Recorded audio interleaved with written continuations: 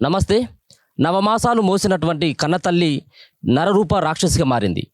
కన్నటువంటి ముగ్గురు పిల్లల్ని చంపేసి ఏం తెలియనట్టుగా భర్త మీద తోసేటువంటి ప్రయత్నం చేసి చిట్ట చివరికి పోలీసులకు దొరికింది.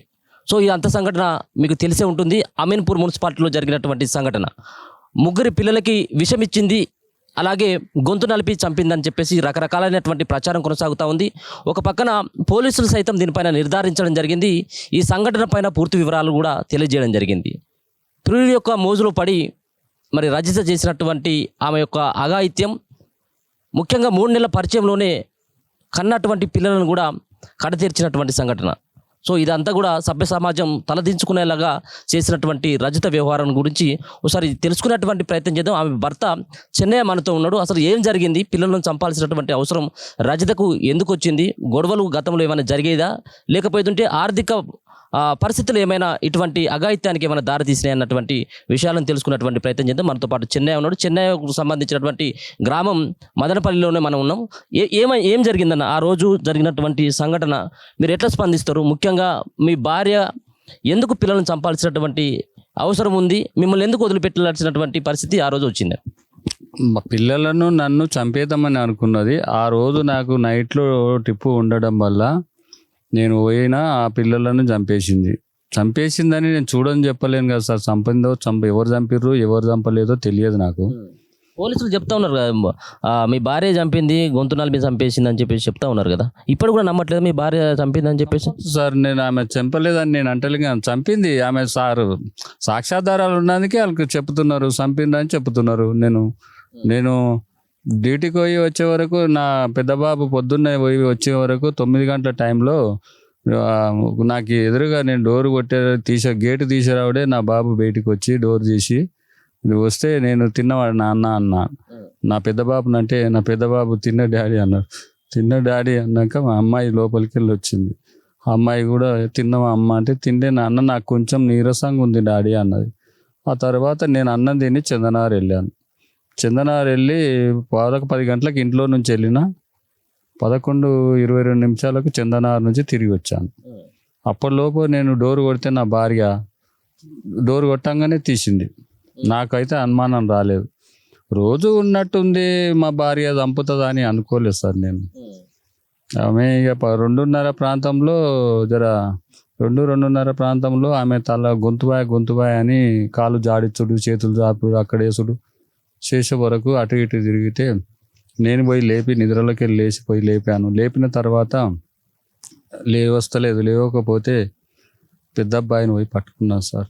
పెద్ద అబ్బాయి అంతలో చనిపోయి ఉన్నాడు సార్. చిన్న అబ్బాయిని కూడా పట్టుకున్నాను సార్. చిన్న అబ్బాయి కూడా చనిపోయాడు. అమ్మాయిని పట్టుకున్నాను సార్. అమ్మాయి కూడా చనిపోయే ఉన్నది. పక్క వాళ్ళని వరిసి లేపి డోర్ కొట్టి లేపుకొచ్చి బయట పెట్టాను సార్. పెట్టినాక కూడా కారు వాళ్ళని అక్కడ రిటైర్ అయిన టీచర్ వాళ్ళ కారు తీసుకొచ్చి వాళ్ళ కారులో తీసుకుపోయి హాస్పిటల్ అడ్మిట్ చేశాను. అడ్మిట్ చేసిన 15 నిమిషాలకు మాట్లాడింది సార్. ఏం తిన్నారు రజిత అని అంటే నేను మాట్లాడినాను సార్. మాట్లాడితే ఏం తిన్నారంటే పెరుగన్నం తిన్నాం. అప్పుడు ఏమంటుంది నన్ను, పిల్లలు లేస్తారు నీ వెళ్ళు అన్నది. లేరు, పండుకున్నారు, లేవలేదు అని నేను చెప్పాను. అప్పటికే నువ్వు డిసైడ్ అయిపోయినావు పిల్లలు చచ్చిపోయినా అని చెప్పేసి? మీ భార్యను ఆల్రెడీ హాస్పిటల్కి తోలే లోపల మీరు డిసైడ్ అయిపోయినారు పిల్లలు అయిపోయినా సార్. నేను చూశాను, ఇట్లా పట్టుకుంటే ఇట్లా లేస్తారు.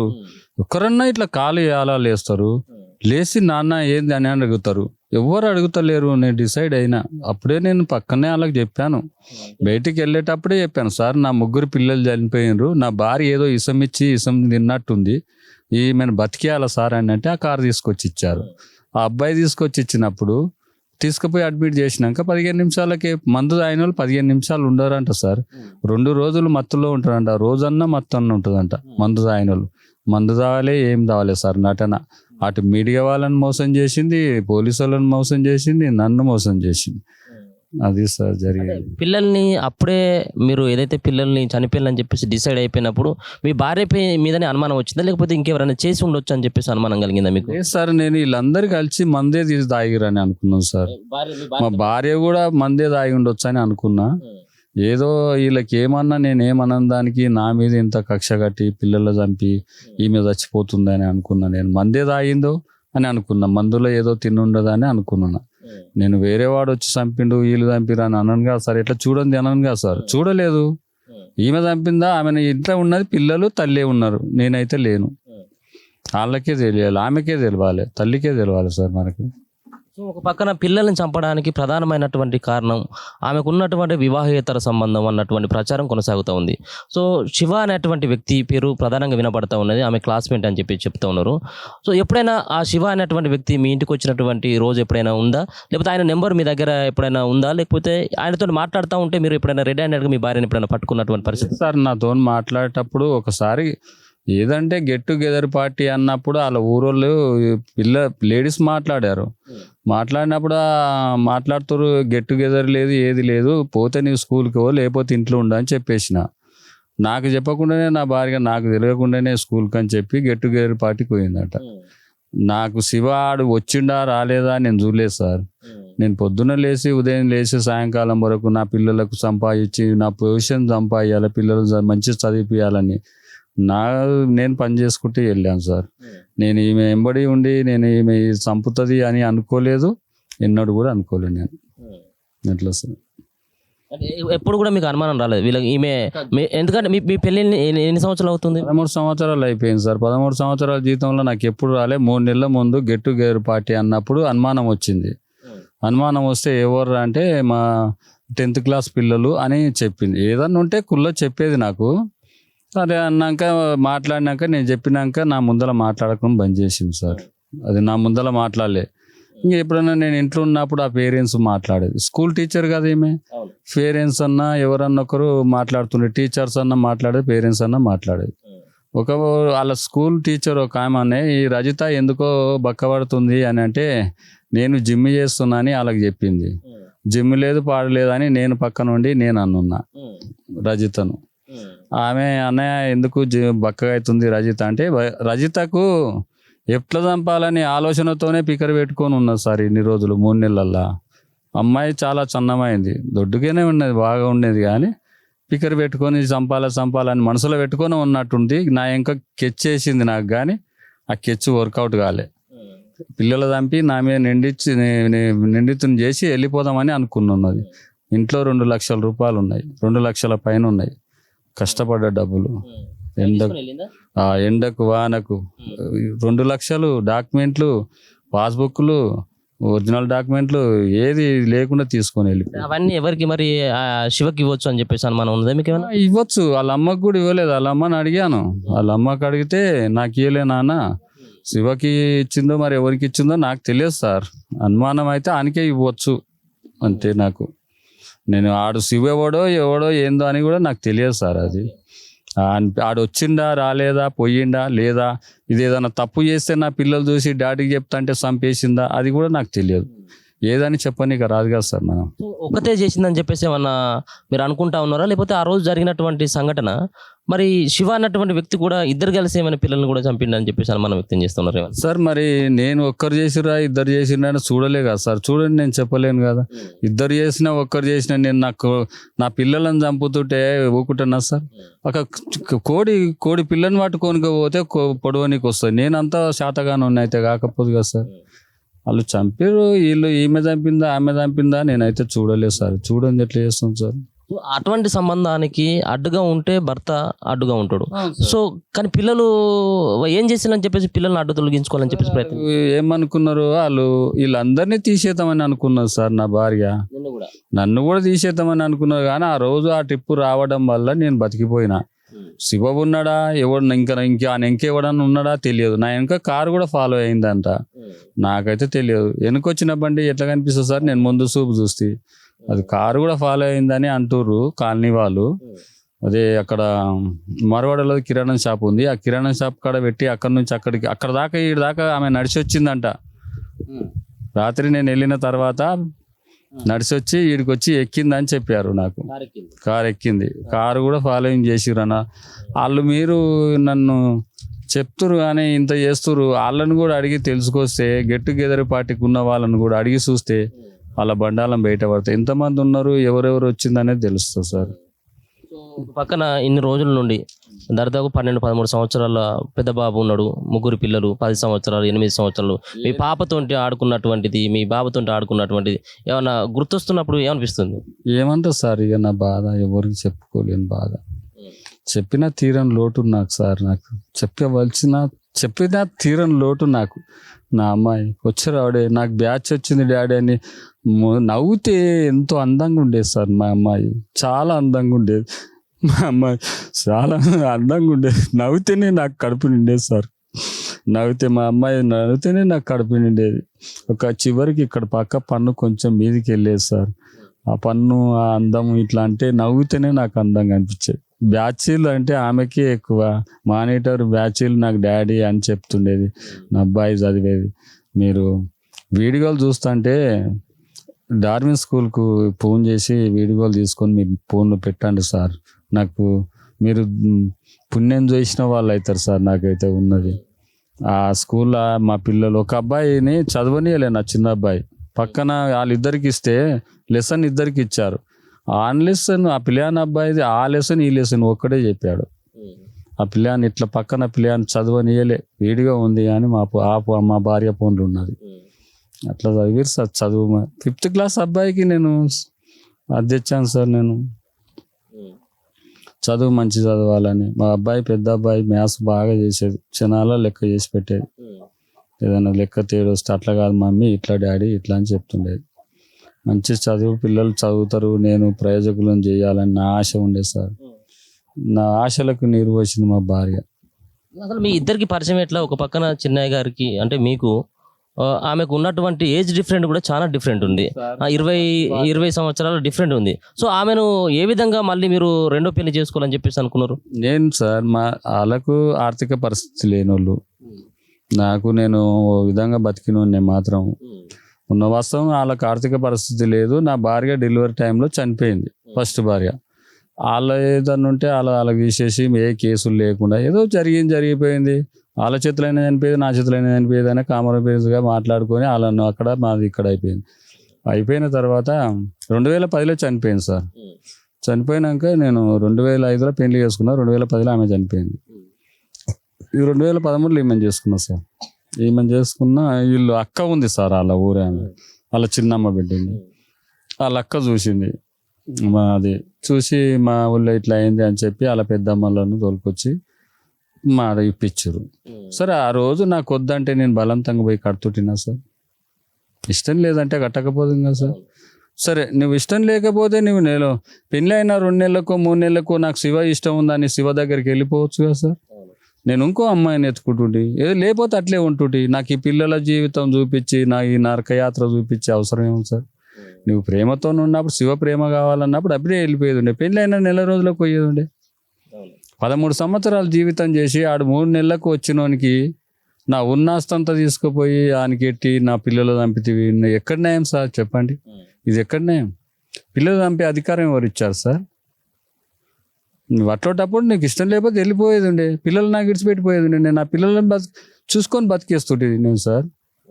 ఆ పిల్లలను చూసుకొని బతుకుతుంటే, ఆ పిల్లలను పెట్టుకొని నేను మంచిగా బ్రతికేస్తుంటే.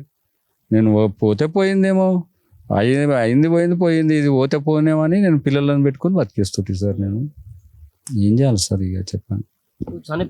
పిల్లలు చనిపోయిన తర్వాత చివరి చూపు కోసం మీ భార్యను రావాలని చెప్పేసి ఏమన్నా అడిగినటువంటి సందర్భం ఉన్నదా? అయినప్పటికీ కూడా తప్పు చేసిందే అయినప్పటికీ మీకు తెలిసినప్పుడు కూడా చివరి చూపు కోసం రావన్నప్పుడు ఏమని సమాధానం చెప్పింది? మీరు కనీసం అటువంటి మాట మీ భార్యను అడిగాను సార్. పోలీస్ స్టేషన్ నుంచి వచ్చిన తర్వాత మేడంని అడిగి, సార్ మేడం ఒకసారి అడిగి వస్తా ఏంది అని అంటే సరే అని పంపించినప్పుడు నేను పోయి మేడాన్ని అడిగితే, మేడం ఇట్లా రజిత, మరి పిల్లలు చనిపోయారు, నీకేం పాపం చేసి నీకేం అన్యాయం చేసినా, చంపితే నీకు అడ్డుగా ఉంటే నన్ను చంపేది ఉండే, పిల్లలు చంపినావు, ఎందుకు చంపినావు అని అడిగితే 1 అన్నో 2 అన్నో సార్. కంట చుక్క నీళ్ళు రాలేదు సార్. నేనే ఏడ్చుకుంటే బయటికి వచ్చిన. మేడం అన్నది, ఆమెకు పిల్లల మీద లేదయ్యా, నువ్వు గామెనేం మాట్లాడుతున్నావు, బయటికి వెళ్ళిపో అని చెప్పారు. వెళ్ళిన సార్, వెళ్ళి వచ్చేసిన. మా పిల్లల దానకర్తం చేయాలని ఇంటికి వచ్చేసిన సార్. మళ్ళీ ఇప్పుడు జరిగినటువంటి సంఘటన పట్ల పాశ్చాత్యత పడి మీ భార్య సరే ఏదో తప్పు అయిపోయిందని చెప్పేసి అని మళ్ళీ మీ దగ్గరకు వస్తే మళ్ళీ రిసీవ్ చేసుకుంటారా? ఏం చేసుకుంటాం సార్ ఆమెను తీసుకొని నేను? నన్ను రేపు నన్ను మర్డరే చేస్తుంది. ఏం చేసుకోవాలి?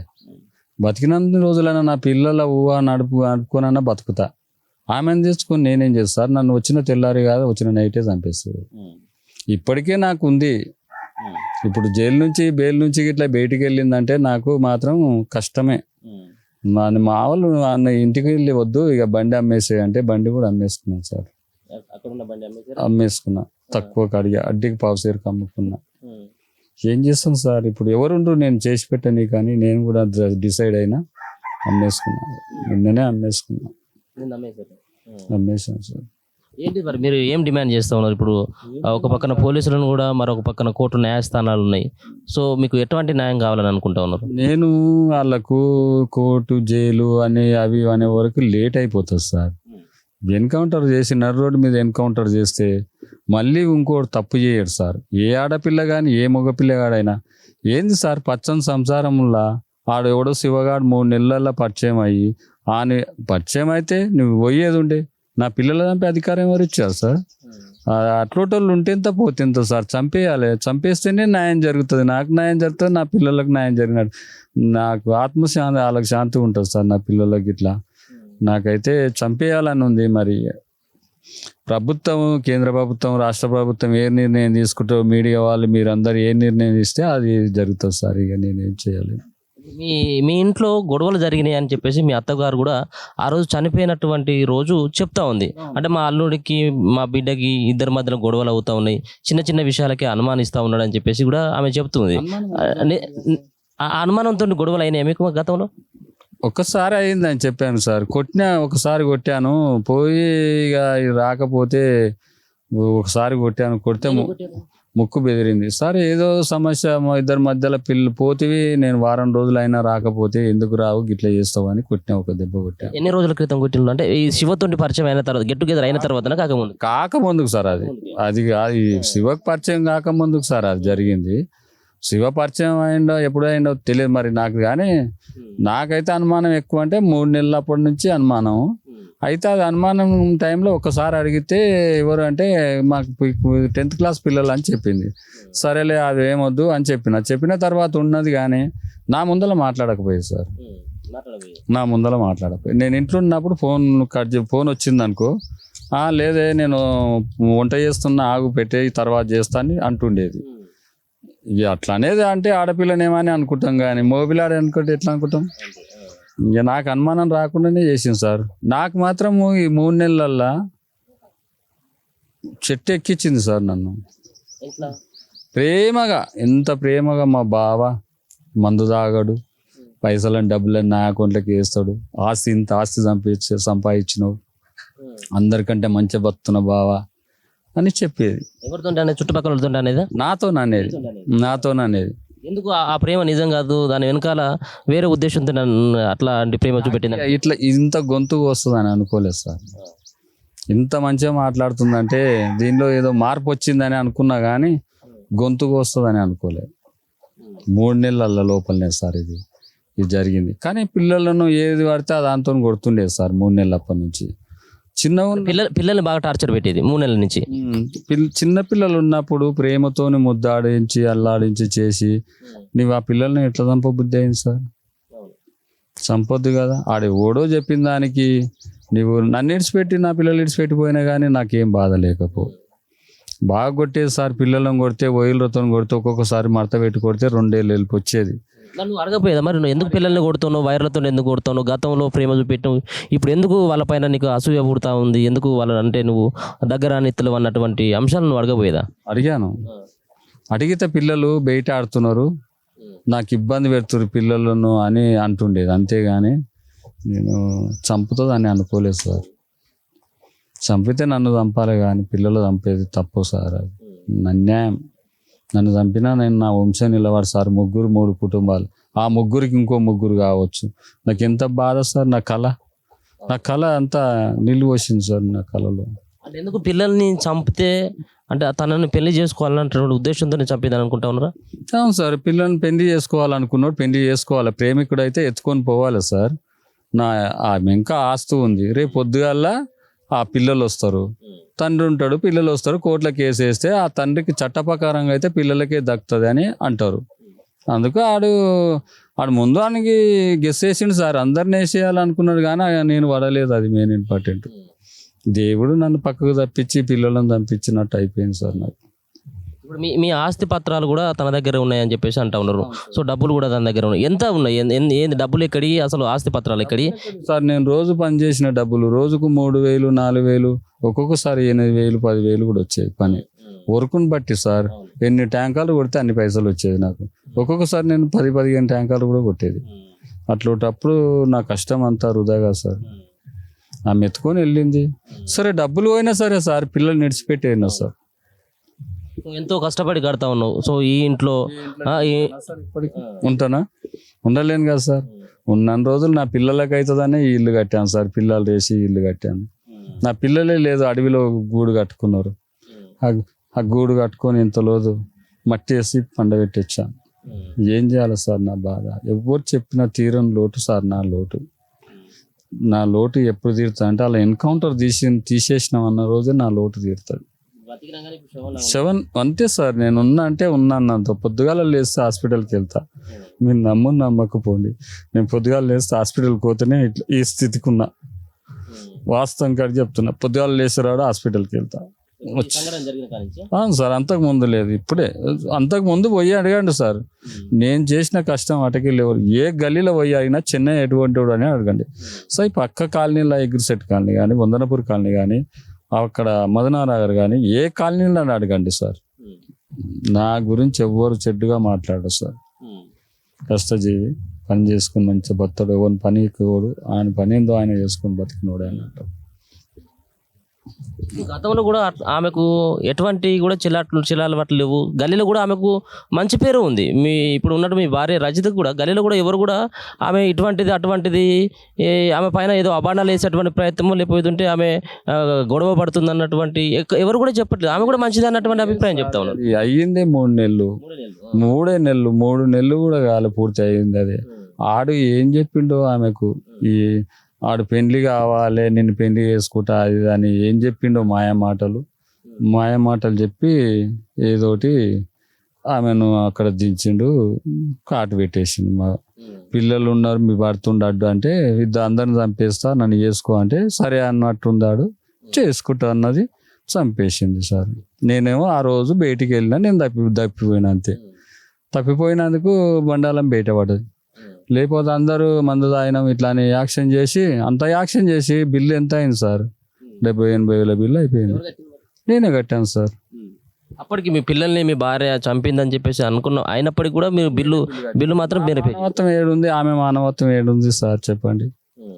అది కన్న తల్లేనా సార్? తల్లిదండ్రి పుట్టిన తల్లే ఆమెనా?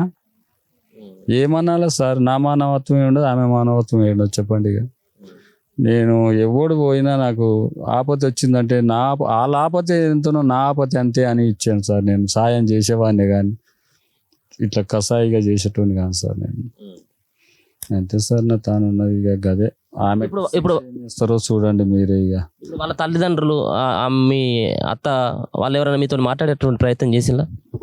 మాట్లాడేది సార్. ఇప్పుడు చనిపోయిన తర్వాత మాట్లాడేది ఏమన్నా? మళ్ళీ పిల్లలకు 5 వద్దులు చేసిన తర్వాత ఈయనే ఉన్నారు సార్. ఇప్పుడు పిల్లలు చనిపోయినాక, తల్లి చనిపోయినాక తల్లితానికి తీసుకుపోయి హాస్పిటల్ కాడికి వచ్చినా కానీ తల్లితాను ఉన్నది కానీ తల్లితాను పోలేదు. ఆమెకు అర్థం అయిపోయింది. ఫస్ట్ నా మీద చెప్పారు, మీరే చెప్పారు నాకు. ఫస్ట్లో నన్ను అప్పటికే తీసుకుపోయారు, ఎవరా నీవు ఇట్లా చేసినావని హెడ్లైన్లో చూపించారు సార్. నేను చేయలేదు సార్. నేను నా పిల్లలన్న చంపుతా కానీ పిల్లలను చంపను సార్. నేను అంత కషాయం కాను సార్ అని చెప్పాను. సరే రజర్సేపు బాగానే ఆ రూమ్లో వేసారు, అవతల రూమ్లో వేసిండు. సరే అని నేను తిన్నా అని టిఫిన్ తెచ్చి కూడా పెట్టారు కానీ నేను తినలేదు సార్. నేను నా పిల్లలు చూసుకున్నంతవరకు తినను సార్ అని చెప్పి తినలేదు. సాయంత్రం 4:30-5 గంటలకు విడిచిపెట్టారు సార్. విడిచిపెట్టినాక వచ్చినాక కూడా అడిగాను మా భార్యను, పోదాంపా అంటే రాలేదు. రాలేదు సార్. ఏమైనా మాట్లాడిందా లాస్ట్ క్షణాలలో, ముఖ్యంగా ఇది హాస్పిటల్లో బెడ్ పైన ట్రీట్మెంట్ తీసుకుంటున్నటువంటి సందర్భంలో కానీ? ఆమెకి ఏమైంది సార్? ఏమి కాలేదు సార్, మంచిగా వండుకున్నది, బిల్లు కట్టించింది అంతే. నోట్లో పైపులు పెట్టిన ఆక్సిజన్ సంబంధించి సార్ అది పోయినప్పుడు ఫస్ట్ పోయేరాడే 15 నిమిషాల్లో అది పెట్టినాక 15 నిమిషాల్లోనే ఏదన్నా మందు తింటే అందులోకి వెళ్ళి ఏదన్నా రావాలి కదా సార్. పైప్ పెట్టినప్పుడు ఏది రాలే, గొంతులోకి వెళ్ళి పైప్ పెట్టిర్రు, ఆక్సిజన్ పెట్టిర్రు, అప్పుడు ఆ పైప్ పెట్టినప్పుడు బయటికి ఏదన్నా రావాలి కదా సార్. ఏది రాలేదు సార్. నాకు డాక్టర్ పిలిచాడు, పక్కకి పిలిచి ఇది ఏదబ్బా అని ఆలోచించి అబ్జర్వేషన్లు అయితే ఉండాలి, ఐసీలో పెట్టాలి అని చెప్పి, సరే పెట్టండి సార్, మీరు ఎంత ఖర్చు అయినా సరే సార్ అన్న, బతకాలి, ఎక్కడ తిరిగి బతకాలన్నట్టే వాళ్ళు బతికిచ్చారు. ఎంత ఖర్చు అయినా సరే అన్నా సార్, నేను చెప్పాను. మీ భార్య ప్రాణం, మీ పిల్లల సంబంధించిన ప్రాణం మీ భార్య తీసిందని అర్థమైన తర్వాత మీ భార్య ప్రాణం కాపాడాలని చెప్పేసి ప్రయత్నించినావు. అట్లాంటిది ఇప్పుడు ఎందుకు ఎన్కౌంటర్ చేయాలని చెప్పేసి అనుకుంటా ఉన్నారు మీరు? అవును సార్, తెలిసింది కదా. ఎట్లా తెలుసు? భార్య చంపిందని తెలియదు కదా సార్. హాస్పిటల్లో ఆమె పడుకున్నప్పుడు తెలియదు మీకు భార్య చంపింది అన్నట్టుగా? తెలియదు. చంపిందని తెలియదు కదా సార్. భార్య చంపిందని ప్రెస్ మీట్ లో పెట్టినాక తెలుసు. భార్య చంపిండా, శివకుమార్ చంపిండా, ఇంకోటి చంపిండా అని నాకు తెలియదు కదా సార్. ఇప్పుడు తెలిసింది కదా సార్. నేను భార్యను బతికియకపోతే నలుగురిని చంపినోని అవుతా సార్. నేను నలుగురిని చంపినోని అవుతా. నేను నా భార్య ఎల్లెలకల వండుకొని ఉన్నది, నా పిల్లలు చంపినవని నేను గొంతు మీద కాలు పెడితే చచ్చిపోతే నేను నలుగురిని చంపినోని అవుతా సార్. నా మానవత్వం లేనిది నేను చేయను సార్. నాకు ఒక కోడిని కొయ్యాలంటేనే మనసు బాధ అవుతుంది సార్. నా కళ్ళ ముందర కోస్తే నేను ఎట్లా చంపుతా సార్? అందుకోసానికే ప్రభుత్వానికి ఇడిచిపెట్టాను సార్. నేను ప్రభుత్వం ఏది నిర్ణయిస్తుంది, ఎన్కౌంటర్ చేస్తారా, ఊరేస్తారా, ప్రభుత్వం ఏది చెప్తే అది సార్. ఆ రోజు మీరు పిల్లలు చనిపోయినటువంటి రోజు పిల్లలు చెల్లా చెదురుగా అక్కడోళ్ళు పడుకుని ఉన్నారు, ఒకటే బెడ్ పైన పడుకొని చనిపోయినట్టుగా ఉన్నారు. అవతల రూమ్ లో 2 పిల్లలు పడినారు, మా ఇద్దరి మధ్యలో అమ్మాయి వండుకొని ఉన్నది. నేను అమ్మాయి వచ్చి చూసినప్పుడు ఒక కాలు జాపున్నది, ఒక కాలు ముదురుకున్నది సార్. నేను పండుకునేటప్పుడు ఆమె చనిపోయినాక బిగ్గర అయింది, రెండో ఒకదానికి వచ్చేసినాయి సార్. నేను చనిపోయిందని చూడలేదు, చేతి పెట్టి చూస్తే నాకు తెలుసునేమో కానీ నిద్రపోయింది అమ్మాయి అనుకున్నా సార్. నేను మా భార్యను సీరియస్ ఉందని లేపినప్పుడు ఆమె 2 కాలు దగ్గరికి వచ్చేసినాయి. ఫస్ట్ పాప డెడ్ బాడీ చూసినా లేకపోతే ఇంకెవరైనా లేపిన్లా? అంటే మీ భార్య కొంత అవస్థ పడుతుంది కదా. పెద్ద అబ్బాయిని అవతల రూమ్లోకి వెళ్ళి లేపాను సార్. పెద్ద అబ్బాయి కట్టెగా గడిచిపోయింది సార్. చిన్న అబ్బాయిని పట్టుకొని చూసి, చిన్న అబ్బాయి కూడా చచ్చిపోయింది. అమ్మాయిని పట్టుకొని చూసి అమ్మాయి కూడా చనిపోయింది. చెప్పలేము, తీరని లోటు సార్ నాది. నా లోటు ఎప్పుడు తీరుతుందో తెలియదు సార్. ప్రభుత్వమే చేయాలి, ఇక మీ ప్రభుత్వమే చేయాలి సార్. నాకు ఈ బాడీలను అక్కడే హైదరాబాద్లో దాన సంస్కారాలు చేసినా, ఎక్కడ దాన సంస్కారాలు సార్? ఊర్లో చేశాను, మా పొలంలోనే చేశాను. మా పొలంలో చేసిన. చివరిగా ఏం డిమాండ్ చేస్తూ ఉన్నారు? ఒక మాటలో చెప్పండి, ఏం చెప్తారు? మీ భార్యను ఏ విధంగా శిక్షిస్తే మీకు న్యాయం జరుగుతుందని చెప్పి? రోడ్డు మీద ఎన్కౌంటర్ చేస్తే ఎదుటి వాడు తప్పు చేయకుండా ఉంటాడు, పచ్చని సంసారాలు ఖరాబ్ కావు. అదే సార్, వాళ్ళిద్దరిని ఎన్కౌంటర్ చేసేయాలి, నడి రోడ్డు మీద చేయాలి. అక్కడిక్కడ చేస్తే బాగుండదు, చూస్తుండగా కాల్ చేయాలి. ఇద్దరిని కాల్ చేస్తే అప్పుడు పక్కనోడు కూడా భయపడతారు సార్. ఇది 3 పిల్లలను చంపినది కసాయి తల్లి చచ్చిందని అందరూ పండుగ చేసుకుంటారు సార్. ఆ రోజు మాత్రం ఇది చూడండి సార్, నిన్న పెట్టారు కాలనీలో. నాకు ఎంత మంచి పేరు ఉన్నది. నా పిల్లలు అది పట్టుకొని కొవ్వొత్తులు పట్టుకొని తిరుగుతారు. అది మా భార్యనే చంపింది అని తెలిసింది సార్. నేను అంతకుముందు చంపాలనుకుంటే చచ్చిపోయేదే. నాకు పిల్లలు చంపితే నేను 4 హత్యలు చేసిన అయితే సార్. నేను చెయ్యని నేరాన్ని నా మీద పడుతుంది అది. అందుకే బ్రతికిండి అని బ్రతికించినాక చెప్పేది తెలిసింది, అసలు నిజం తెలిసింది కదా సార్. నాకు ఇప్పుడు మా భార్యనే చంపిందని తెలిసింది. అందుకోసానికి ఎన్కౌంటర్ చేయమని అడుగుతున్నాను నేను. అది కోరుతున్నా. మరి ప్రభుత్వము, మీడియా వాళ్ళు, మీరందరూ ఏం చేస్తే అది న్యాయం సార్. మాకు ఇదే సార్. ఒకసారి ఆడికి వెళ్దామా? పిల్లలు ఎక్కడైతే మీరు పూర్తి చేశారా? పూర్తి చేశాం సార్. వెళ్దాం అక్కడికి. ఏం లేదు సార్, దాన్ని ఆ కోర్టు జైలుకి వెళ్ళి పోలీసు వాళ్ళ వీధికి పడొద్దని మళ్ళా కోర్టుకు పోయింది. కోర్టు ద్వారా కూడా దానికి ఏం చేయరు. 3 పూటల భోజనం పెడతారు, పప్పు వేస్తారు, తింటుంది, పంతుంది. వాళ్ళు కూడా ఏమన్నారు.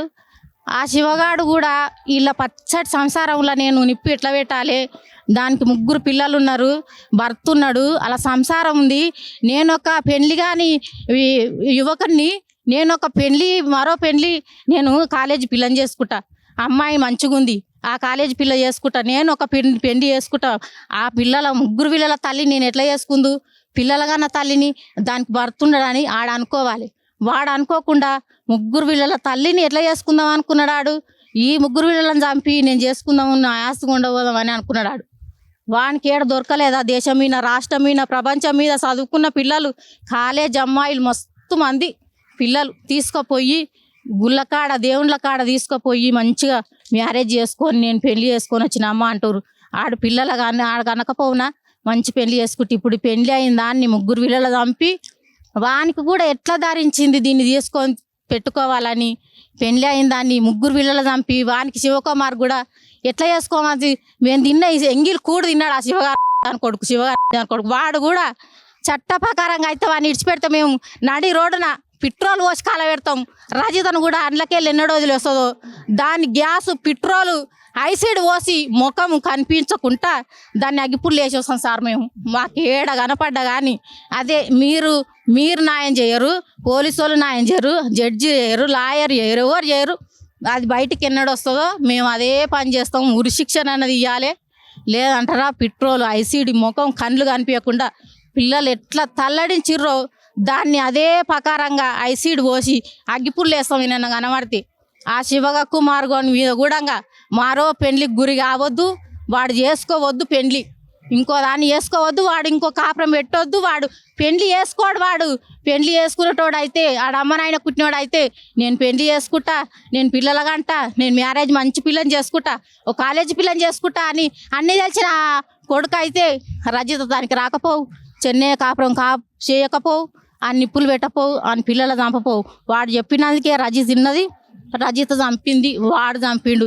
శివకుమార్ను కూడా నడి రోడ్డున దేశం మొత్తం రాష్ట్రం మొత్తం చూడంగా పెట్రోల్ పోసి ఐసిడ్ పోసి అగ్గిపుల్లు వేసి చంపవలసిందే సార్. దాన్ని ఉరి శిక్ష తీయాలి. అంత బాధ. నీళ్లు తాగదామంటే నిద్ర పోతలేడు చెన్నయ్య. పిల్లలు ఎప్పుడు ముగ్గురు పిల్లలు కాళ్ళల్లో చేతులల్లో వచ్చినట్టు మెదిలినట్టు డాడీ అన్నట్టు, తిందులే అన్నట్టు, పుచ్చకాయలు తెచ్చినవా డాడీ అన్నట్టు, పూరు తెచ్చినవా డాడీ అన్నట్టు, ఎప్పుడు వచ్చినావు డాడీ అన్నట్టు. తింటలేడు, లేసలేడు, రోజులు గ్లూకోజులు ఇంజక్షన్లు అవుతున్నాయి సార్. మాకు ఎంత బాధ ఉందంటే అంత బాధ ఉంది. ఆ శివకుమార్ కూడా ఏడ కలిసినా కానీ ఏడ కనపడ్డా జైలుకి వెళ్ళొచ్చిన రజితను వాణ్ణి నడి రోడ్డున తుపాకీతోటి కాల్చి ఏదమన్నా కోపం వస్తుంది సార్ మాకు. మీరు ఏం న్యాయం చేస్తలేరు. ఎవ్వరు వచ్చి చెప్పండి అమ్మా మీ బాధ ఏందో చెప్పండి, మీ నటన ఏదో చెప్పండి అంటే మా నటన చెప్తున్నాం కానీ మాకు ఏది చెప్తలేరు. కోర్టు కూడా ఏది తీసుకుంటలేదు. మేము మాత్రం రజితను శివకుమార్ను నడి రోడ్డున పెట్రోల్ పోసి పెట్టి అనుకుంటున్నాం సార్. మేము చంపిన తర్వాత కూడా ముగ్గురు చిన్న పిల్లలు ఆ మధ్యలో పడుకొని సో అంత ధైర్యంగా ఎట్లా ఉన్నది అసలు?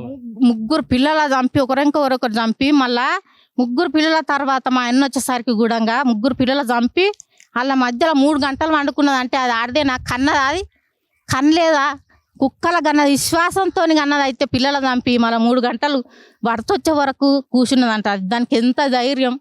వాడు కూడా చంపమని ఎంత ధైర్యం చేస్తాడు. వాడు ఇంకో అమ్మాయిని చేసుకొని నేను పిల్లల గంట పెళ్లి చేసుకుంటా అంటాడు కానీ ఆయనకి ఏమైనా సిగ్గు శరం లజ్జ ఏమన్నా ఉందా? తల్లిదండ్రులు కుట్టింటాడు, ఆయనకి చెల్లెళ్ళు ఉండరా, అక్కలు ఉండరా, అమ్మలు ఉండరా?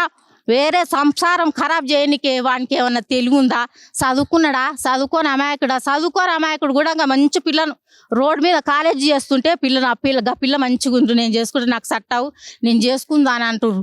ఆడంతా అమాయకుడు. ముగ్గురు తల్లిని తిన్న ఎంగిలి కూడును పిసికేసిన ఎంగిలి కూడు తిన్నాడు శివకుమార్ గాడు. అంటే వాని కుక్కలు కూడా ఉన్నాయి ఆయన బతుకు, ఆ రజిత బతుకు.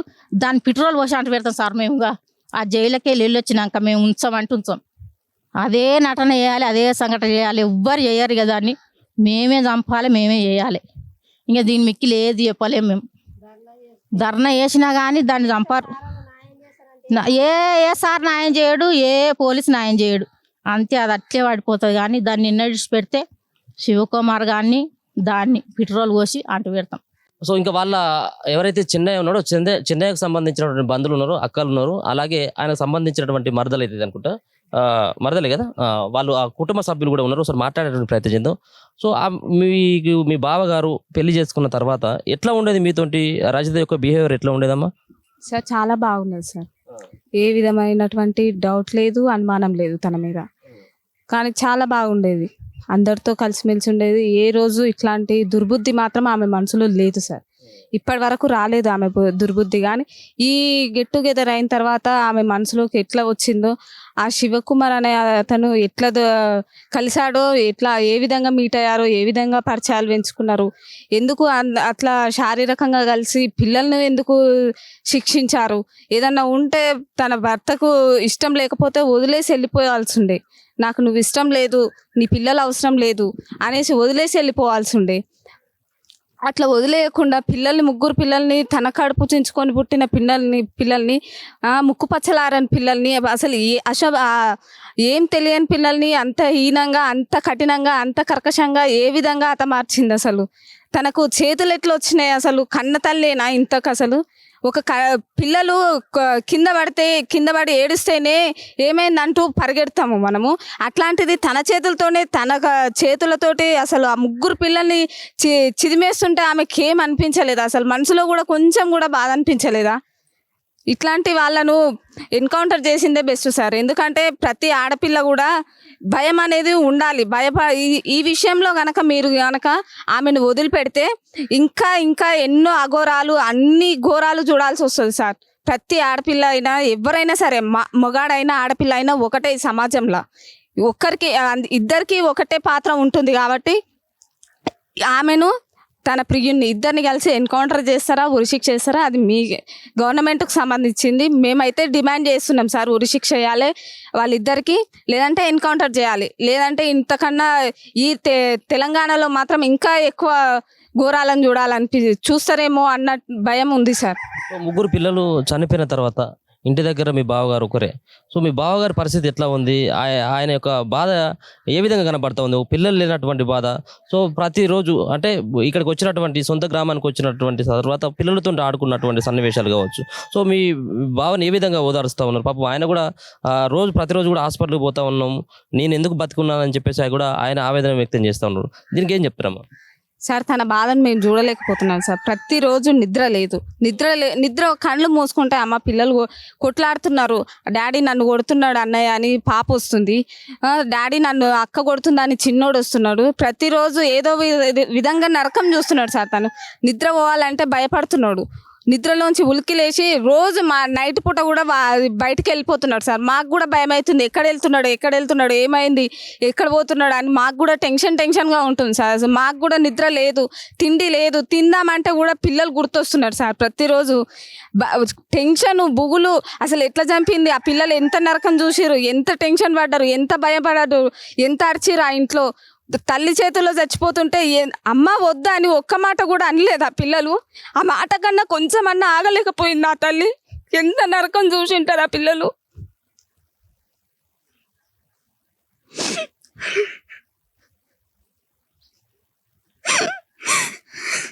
తనను ఉరి తీయండి సార్, ఇట్లాంటి తల్లి ఉండకూడదు, ఉరి తీయండి. మీతో ఎట్లా ఉండేదమ్మా పిల్లలు? మంచిగానే ఉండేవాళ్ళు సార్, చాలా మంచిగా ఉండేవాళ్ళు. ఏ విధమైన ఎట్లా మాట్లాడాలని కూడా తెలియదు. ఈవెన్ ఆ పిల్లలకు మెతుకు వెళ్ళి అంటే ఏ ఊరు, తన సొంతూరు అని కూడా తెలియదు సార్ పిల్లలకు. అట్లా పెరిగిరు వాళ్ళు. బాగానే చూసుకునేది. ఇప్పుడు మీ బావగారు బాగానే చూసుకునేది పిల్లల్ని? మంచిగా చూసుకునేది సార్. వాళ్ళు ఏది అడిగితే అది ఇప్పించేది. ఇక్కడికి వచ్చినా కానీ బాగా ఉండేవాళ్ళు పిల్లలు, సంతోషంగా ఉండేవాళ్ళు, మంచిగా ఆడుకునేవారు. తల్లి కూడా చాలా మంచిది సార్. కానీ ఈ గెట్ టుగెదర్ అనే పార్టీ వల్లనే ఆమె చెడిపోయింది సార్. తనని కలిసినప్పటి నుంచి ఏ విధంగా మారిపోయిందో నాకైతే తెలియదు, కానీ ఇంత కర్కశంగా మారింది సార్ తను. మీరేమని చెప్తారమ్మా? మీరేమవుతారమ్మా? ఎన్ని పిల్లలు గుర్తు వస్తూ ఉన్నారా? పిల్లలు మీతో పాటు కూడా ఆడుకున్నటువంటి రోజులు ఉన్నాయా? మంచిగా ఉండేది సార్. ఇటు వచ్చినా కుషా మతిపోయిన ఉండేది. దసరాకు వచ్చినారు, ఇంక పోయిర్రు. మంచిగా ఉండేది. దూరం ఉండకపోయే పిల్లలు బాగున్నారు సార్. బాధ అనిపిస్తుంది. ఇప్పుడు కలిసి మంచి ఉన్నారు. అసోటిది ఉండొద్దు సార్, సావాలి. చిన్నయ్య గారు ఏం చెప్తా ఉన్నారు? సో ఇన్ని రోజులు అవుతుంది ఈ సంఘటన జరిగి. సో మీతో పాటు ఎట్లాంటి విషయాలను మీతో మాట్లాడుతూ ఉన్నాడు ఆయన? పిల్లల గురించి, భార్య గురించి మాట్లాడుతూ ఉన్నాడు. సో మర్చిపోయినట్టుగానే ఉంటున్నాడా? అస్సలు ఉంటలేడు సార్, మర్చిపోయి ఉంటలేడు. లేచి బయటకు వచ్చి తిరుగుతుండు, డాకానకి చూపెట్టుకుంటు. మీరేమవుతారమ్మా? మీరు చెల్లె అక్క అవుతారా? చెల్లె. మీరు పూర్తిగా ఆ రోజు నుంచి ఇక్కడే ఉంటున్నారా? మీరు మీ అన్నయ్య దగ్గర ఉంటున్నారా ఇప్పుడు? అన్నయ్య దగ్గరనే ఉంటున్నాం.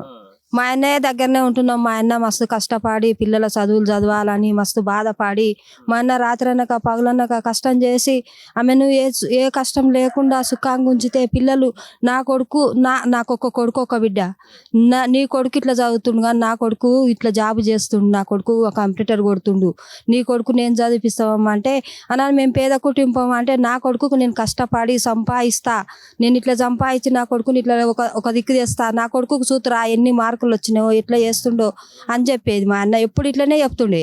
అన్న చెప్తుంటే మేము ఇట్లా మస్తు సంతోషపడేది. మా అన్న పిల్లలు ఇట్లా చేస్తారు కదా, బాగా చదువుకొని బాగా పెద్దగా కానీ మంచిగా ఉండాలనుకున్నాం. కానీ మా వదిన ఇట్లా చేసి సావ దెంగింది. ఆమె మాకు అవసరం లేదు, చచ్చిపోయిందే కరెక్ట్. ఆమె ఉండి లాభం లేదు. ఎందుకను ఇప్పుడు మేము గిట్ల అట్లే తయారవుతాము, పల్లెటూరు వాళ్ళు ఉన్న వాళ్ళం కూడా తయారవుతాము. ఆమె ఇన్ని చేసి పిల్లలను సావ దెంగిందంటే మేము కూడా ఊకుంటామా? మేము గట్లనే తయారవుతాం సార్. అందరు కలిసి ఆమెకు సావ దెంగిందే సేఫ్టీ, ఉండొద్దు. మాకు న్యాయం చేయాలి సార్, మేము న్యాయం చేయాలి. మా అన్న రోడ్డు పోటీ పోతుండు, తిండి లేదు ఏది లేదు, రోజు 2-3 గ్లూకోజులు ఎక్కిస్తుండ్రు. వాళ్ళు ఒకరు తప్పితే ఒకరు పోయి తోలుకుపోయి చూపించుకొస్తారు సార్. మేము ఏం చేయాలి? ఉన్న డబ్బులు అన్నీ తీసుకొని పాయే, కాగితాలు అన్నీ తీసుకొని పాయే, పిల్లలు వాయే, ఏం చేతు నేను ఎట్లా చేతా అని మా అన్న ఆలోచించుతుండు సార్. న్యాయం జరగాలి సార్, మాకు న్యాయం జరగాలి. ఇది న్యాయం జరిగితేనే కరెక్ట్ మాకు. మీతో ఎట్లా ఉండేది? ఆమె రజిత మీతో పాటు ఏమైనా గొడవలు పెట్టుకునేది ఉండే? లేదు సార్, మంచిగా ఉండేది కానీ 3 నెలలు 4 నెలలు అవుతుంది ఆమె మాతోటి ఇట్లా లొల్లులు పంచాదులు అని మేము పోము. ఆమె రాకపోయేది కానీ మాట్లాడినప్పుడు ఫోన్ మాట్లాడేది, మంచిగా మాట్లాడేది. నేను శివరాత్రికి పోతే కూడా మంచిగా ఉన్నది మాతోటి. కానీ మంచిగా ఉన్నది కానీ ఆమె మేము 2 రోజులు ఉన్నాం, 3వ నాడు మేము బీక్కొని వస్తాము. ఆమె ఇంకా మంచితనం చెడ్డతనం ఎట్లుందని మాకేం తెలుసు సార్. మేము మంచిది అనుకున్నాం కానీ మా అన్నను రోడ్డు మీద చేసింది. ఆమె కూడా మా కళ్ళ ముందల మేము చూడంగానే చంపేయాలి సార్. ఆమెను ఉంచొద్దు. ఆమె నుంచి ఇంకొక ఆడపిల్ల కూడా భయపడదు సార్. ఎట్లోటి ఆడపిల్ల అయినా ధైర్యంగా తయారవుతుంది, ఎట్లోటి మగపిల్లగాడైనా ధైర్యంగా తయారవుతుంది. ఆమెను జావ దెంగితేనే కరెక్ట్ అవుతుంది. మా ముందర జావ దెంగితే మా అన్నకు ప్రశాంతం ఉంటుంది, మా పిల్లలకు. మీకు ఈ కుటుంబానికి న్యాయం కావాలంటే ఏం చేస్తే బాగుంటుంది? కావాలంటే వాళ్ళు ఇద్దరిని చంపేసేయాలి. వాళ్ళని చంపేసేస్తేనే ఈయన కూడా తుక్కుతుంటాడు. లేదంటే ఇంకా ఆయన కూడా చచ్చిపోతాడు. ఈ తల్లిదండ్రులు చచ్చిపోయినాక ఇంట్లో ఎవడు ఉంటాడో, మళ్ళీ పొలాలు ఉంటాయి, అదంతా ఎవరు చేయాలి? ఇంకెవరికి అవుతుంది? మరి ఆయన ఎక్కడంటే ఎట్లన్నా అది అవుతుంది. వాళ్ళని అయితే చంపేసేయాలి. పెళ్ళైన తర్వాత భర్తతో 3 పిల్లల్ని కన్న తర్వాత సో ఇటువంటి సంఘటనలు జరుగుతూ ఉన్నాయి. సో వీటి పట్ల మీరు ఏం చెప్తారమ్మా? అంటే ఇటువంటి భర్త ఉన్న తర్వాత, పిల్లలు ఉన్న తర్వాత ఇటువంటి సంబంధాలు పెట్టుకోవడం, భర్తల ప్రాణాలను తీయడం, భార్య ప్రాణాలను తీయడం, ఇటువంటి మనం చూస్తూ ఉన్నాం. సో ఈ సమాజం ఎటువైపు పోతూ ఉంది అని అనుకుంటా ఉన్నారు? ఇట్లాంటిదంటే ఇడిస్తే లేకుంటే ఇడిచిపెట్టి పోవాలి అని అంటారు అన్న. ఇట్లాంటిది కన్నా పుట్టనికి మనం పలగజీరుకొని కన్నాక వాళ్ళను చంపేసడం న్యాయమేనా? అది మంచేనా? అది పసరమా గాడిదే? అది దాన్ని వాని ఉరి శిక్ష వేసి అన్న చంపుర్రి, లేకుంటే కాల్చి అన్న చంపేస్తేనే, లేకుంటే ఈ లోకం ఆగది. ఇంకో మంచి తయారవుతుంది, ఇంకో మంచి ముస్తాడు కూడా తయారవుతుంది. దాన్ని చంపేయాలి. సో పోలీసులు ఆమెను జైలుకు తీసుకువెళ్తుంటే కనీసం ఆమె ఏడ్చినటువంటిదో లేకపోతే బాధపడ్డట్టుగా కనీసం ఎక్కడ ఒక ఫోటో కూడా కనబడట్లేదు అసలు ఆమె. అంటే ఆమె కులోతుగా ఉన్నది మంచిగా. ఆమెకు ఇంకా మొత్తం ఇక నా చేతుల్లోనే ఉండవు భూమి కాగితాలు, 2 ప్లేట్లు ఉండవు, అవి నా చేతుల్లోనే ఉండదు. ఇంకా ఈయన చంపుదామని చూసారంట కానీ పిల్లగాడు టైంకి దొరకలేదు. ఇంకా ఉన్న పిల్లలు పాడు చేసింది, ఇంటి పొంగలు వేసుకొని మొత్తుకుంటా పిల్లగాడికి తిండి లేదు, టీకా లేదు, రోజు ఇంతమంది కావాలి. మళ్ళీ అలా తినడం లేదు. ఆయన తినేది మేము ఎట్లా తిందామని వాళ్ళు పాసారు. మరి ఇట్లాంటి నరకాలు చూస్తారు సార్. ఇంకా ఆయన ఎన్ని రోజులు ఉంచుతారు అందులో? అలా చంపేస్తేనే ఆయనకు తృప్తి అవుతుంది. సో ఇప్పటివరకు ఆ పిల్లలకు సంబంధించినటువంటి ఇంటి దగ్గర వాళ్ళ తండ్రి అయినటువంటి చెన్నైతో మాట్లాడించడం జరిగింది. సో 3 పిల్లలకు సంబంధించినటువంటి ఆ యొక్క గోతి దగ్గర ఉన్నాం. ఒకటే సంబంధించినటువంటి గోతిలో 3 కూడా పాతి పెట్టడం జరిగింది. సో అన్యాయమైనటువంటి సంఘటన, ఒక సభ్య సమాజం అంతా కూడా తలదించుకునేటువంటి ఈ సంఘటన పట్ల యావత్ తెలంగాణ సమాజంతో పాటు మిగతా ఉన్నటువంటి వాళ్ళందరూ కూడా ప్రజా సంఘాలు కూడా వీటిపైన స్పందిస్తూ ఉన్నారు. ముఖ్యంగా చంపినటువంటి తల్లిని బహిరంగంగా ఉరిశిక్ష వేయాలంటూ వాళ్ళందరూ కూడా డిమాండ్ చేస్తూ ఉన్నారు. కోర్టు పరిధిలో ఉంది అది.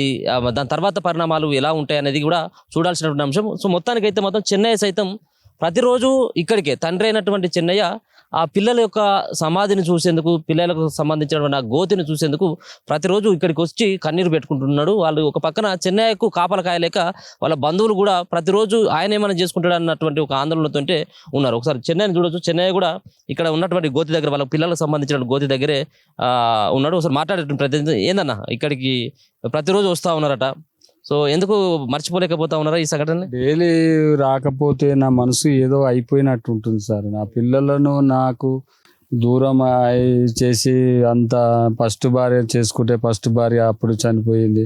నా పిల్లలు ఎదిగొచ్చిర్రు అని నేను సంతోషంతో ఉంటే నా పిల్లలను తీసుకొచ్చి నాకు చేసే పిల్లలు నాకే చేస్తారు. నా పిల్లలు అంటే నా పిల్లలకే నేను చేయవలసి వచ్చింది సార్. అది దానం చేయడానికి నాకే నా పిల్లలు చేస్తారని అనుకుంటే, నా 3 పిల్లలు ఉండని సంతోషంతో అనుకుంటే అది 3 తీసుకొచ్చి నేనే ఒక తాన పెట్టవలసి వచ్చింది సార్. నాకు అది పరిస్థితి అట్లా వచ్చింది. 3 పిల్లల్ని ఒకటే గోతులో పాతి పెట్టడం జరిగిందా? ఎందుకని అట్లా? మా ఊర్లో పంతులు గారు చెప్పారు 3 లైన్గా పెట్టకూడదు అంటే ఒకే దాంట్లో పెట్టాను సార్. అది 3 ఒకే దాంట్లో పెట్టాము. ఇక మా ఊర్లో అట్లా పెట్టకూడదు అని అన్నారు. అంతే సరే అని 3 ఒకటే దాంట్లో పెట్టాము సార్. ఒకే దాంట్లో పెట్టాము. రోజు వచ్చిపోయిన దాకా అయితే ఉండలేను సార్. పిల్లలను ఈ మనసు బాధ ఎక్కువ అయిపోయింది సార్. అక్కడ ఇంటికాడ ఉండలేక, ఇక్కడ ఉండలేక, ఎక్కడ వెళ్ళాలి అని తెలియని లోటు అది అయిపోయింది సార్ నాకు. ఎక్కడ ఉండాలి, ఇక్కడ ఉండాలా, అక్కడ ఉండాలా అనే ఆలోచన ఎక్కువ అయిపోయింది సార్ నాకు. అది సార్ గుర్తొచ్చుడు సార్. ఎట్లా పోయిన దసరాకి ఇక్కడనే ఆడారు సార్ ఆటలు, కోలాటాలు వేసేది. డాడీ డాడీ నడువు నువ్వు పాట చెప్పుద్దా అని నన్ను న్యాయం పడేది, వాళ్ళ అమ్మేం పడేది. నేను కూడా పెట్టాను సార్. వాళ్ళకు పాట పాడితే పిల్లలందరూ నవ్వేది నా పాటను చూసి. నేను పాట పాడేది మా పిల్లల సంతోషం కోసమే కదా అని నేను పక్క పిల్లలను వాళ్ళ నీళ్ళని ఎంజాయ్ చేయాలని ఆడిపించేది సార్. దసరాకు వచ్చినప్పుడు చేసిన అట్లా అయింది సార్. నాది నా బతుకు నాకే నా పిల్లలు చేస్తారంటే నా పిల్లలకి నేను చేయవలసి వచ్చింది. తన్న తల్లి కోసు కడుపు కోత గింతకు వచ్చింది. నాకు గొంతు కూరి వచ్చింది సార్. ఇప్పుడు చేయాలి సార్. ఏం చేస్తారు మీ మీడియా వాళ్ళు ఏం చేస్తారో మీకు చేతిలో నొక్కుతున్నా. మీ మీడియా వాళ్ళ మీదనే పెడుతున్నా, అక్కడ పోలీస్ అధికారుల మీద పెడుతున్నా, కేంద్ర ప్రభుత్వం మీద పెడుతున్నా, రాష్ట్ర ప్రభుత్వం మీద. మీరే న్యాయం చేయాలి. నాకు న్యాయం చేసినంత వరకు ఉంటాను. లేకపోతే మీరు చేయకపోతే ఇక నాది ఎంతకుందో చెప్పలేం సార్. అది జరిగిపోతుంది. అదే సార్. ఇది మొత్తానికైతే చెన్నై బాధపడుతూ ఉన్నటువంటి అంశం. ముఖ్యంగా తల్లి చేసినటువంటి ద్రోహం ఎవరో చేసిందంటే వేరే రకంగా ఉండు. ఒకవేళ కనుక యాక్సిడెంటల్గా జరిగిపోయినప్పటికీ అది వేరే రకంగా ఉండు. కానీ మరి కన్న తల్లే ఈ విధంగా 13-12 సంవత్సరాలుగా సాదుతూ సొంత పిల్లల్ని కడుపు చీల్చుకొని పుట్టినటువంటి పిల్లల్ని వాళ్ళని కానరాని లోకాలకు పంపించినటువంటి ఈ సంఘటన పట్ల కన్న తండ్రి చెన్నయ్య బాధపడతా ఉన్నాడు. ముఖ్యంగా ఆయనకు న్యాయం కావాలంటే ఆమెతో పాటు ఎవరైతే ఆయన భార్య ఉన్నటువంటి రజితతో పాటు ఆమె యొక్క ప్రియుడైనటువంటి శివకుమార్ని బహిరంగంగా ఎన్కౌంటరు చేస్తేనే నాకు సరైనటువంటి న్యాయం జరుగుతుంది. ఒకవేళ కనుక వాళ్ళు బెయిల్ పైన వచ్చినట్టయితుంటే నా సంబంధించినటువంటి చావును కూడా చూసేటువంటి రోజు వస్తుందని చెప్పేసి కూడా ఆయన మాట్లాడుతున్నాడు. చట్టాలపైన, కోర్టులపైన నాకు నమ్మకం ఉంది. ఖచ్చితంగా ఇటువంటి వాళ్ళు భూమి పైన బతికేటువంటి అర్హత లేదన్నటువంటి అభిప్రాయాన్ని అయితే వ్యక్తం చేస్తూ ఉన్నారు. మనం గతంలో కూడా ఇంటి దగ్గరికి వెళ్ళడం జరిగింది. అమీన్పూర్ ఆ ప్రాంతంలో జరిగినటువంటి ఇంటి దగ్గరికి కూడా వెళ్ళడం జరిగింది. ఆ పిల్లలకు సంబంధించినటువంటి ఆనవాళ్ళను కూడా చూపెట్టేటువంటి ప్రయత్నం చేసినాం. ఆ బుక్స్ కూడా చూపెట్టేటువంటి ప్రయత్నం చేసినాం. ఆ చుట్టుపక్కల ఇళ్లలో ఉన్నటువంటి వాళ్ళతో కూడా మాట్లాడించేటువంటి ప్రయత్నం చేసినాం. ఆ పిల్లలు ఎంతో చలాకీగా ఉండేటువంటి వాళ్ళు, చదువులో కూడా వాళ్ళు ముందు వరుసలో ఉండి ఫస్ట్ ర్యాంక్ తెచ్చుకునేటువంటి పరిస్థితి ఉండేది అని చెప్పేసి చెన్నయ్య చెప్తా ఉన్నాడు. చెన్నయ్యకి అలాగే పిల్లలకు ఉన్నటువంటి ఆ సంబంధాన్ని ఇప్పుడు కూడా మర్చిపోలేకపోతాను. వాళ్ళు చెప్పేటువంటి మాటలు కావచ్చు, వాళ్ళ తండ్రి పైన చేసేటువంటి గారాభం ఇంకా కూడా నేను మర్చిపోలేకపోతా ఉన్నాను. పిల్లలు లేనటువంటి జీవితం నాకు ఎందుకు అంటూ ఆయన ఆవేదన వ్యక్తం చేస్తూ ఉన్నటువంటి పరిస్థితి కనపడతా ఉంది. కెమెరా పర్సన్ గణేష్తో అనిల్, మన తొలి వెలుగు.